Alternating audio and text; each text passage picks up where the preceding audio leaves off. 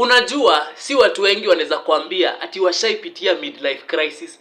Juu midlife crisis inakujanga ukiwa 30. Ukishafika 30, kuna siku moja unaweza amka uanze kujiuliza, by the way, nini nafanya na maisha yangu? Juu saa hiyo probably hauja invest, hakuna kitu uko nayo under your name, hakuna kashamba umenunua, hakuna nini. And the worst of ni unapatana na msichana mwenye probably you are 30, unapatana na msichana mwenye ako 26, anakuambia already ashanunua kashamba, already sijui ashanunua mashares, ashanunua tu investment fulani. Unamwangalia hivi unajiuliza, what am I doing with my life? So hapo ndio midlife crisis inaanza kukugonga. Unaanza kujiuliza, what am I doing with my life? The other thing that happens midlife crisis ikikick in, unaanza kuona vitu hazi make sense. By the way, mbona nafanya hivi? By the way, what am I doing here? Kama ulikuwa probably in a situation enye haukunajua nini unataka kufanya, probably in life. Do you know by the way kuna watu in life hawajaijua nini wanataka kufanya in their life. So unaweza jipata siku moja hata umeandikwa, uko kwa kazi pahali, unakaa hivi unajiuliza, by the way, nini nafanya hapa? By the way, what am I doing? So life stops making sense. Inaacha ku make sense. Zile vitu ulikuwa unafikiria unaelewa, unakaa chini una realize, by the way, hakuna kitu ina make sense anymore. So that's midlife crisis. Hiyo ni kitu ya kuonesha uko under midlife crisis. The other thing also ni pressure from society.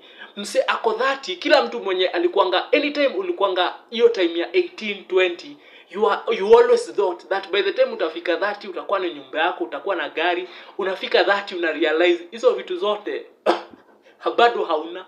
And trust me, it's even worse when uko hiyo age and then you realize kuna mse ako 22, 23, ako na kila kitu enye unaweza taka. Ako na gari, amejenga nyumba, ako na familia, ako na watoto, na wewe uko 30 na hauna hizo vitu zote. So kwanza unakaa chini unajiuliza, what am I doing with my life? What am I doing with my life? Midlife crisis imeanza kukugonga. Sasa unatokanga aje kwa midlife crisis? Midlife crisis hainanga kitu ingine. Ni unangojea tu ipite. Hainanga kitu ingine.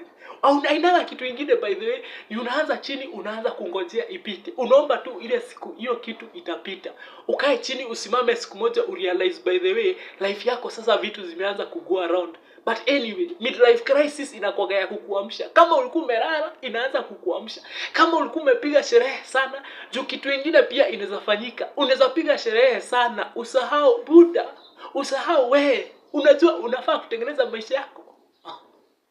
Unaweza piga sherehe sana. Can you imagine ulianza kupiga sherehe ukiwa 18, imefika 30 umerealize we, na ni hii inafanya by the way. Bado uko na ile ndoto. Kitambo tulikuwa tunaonanga kama fulani kanasema ati sahi kuna mtu wako 30 na bado ako na ndoto ya kukua rapa.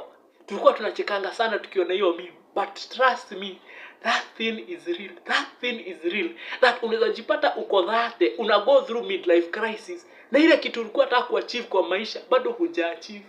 Unakaanga hivi unajiuliza, sasa hii talent itaipeleka wapi? Na talent uko nayo, talent si ati hauna, talent uko nayo. Lakini sasa uko 30, kama midlife crisis ndiko wako. Unaanza kuangalia the next 10 years utakuwa 40. Sasa unakaa chini unajiuliza, nitaanza wapi? These are the jokes of life.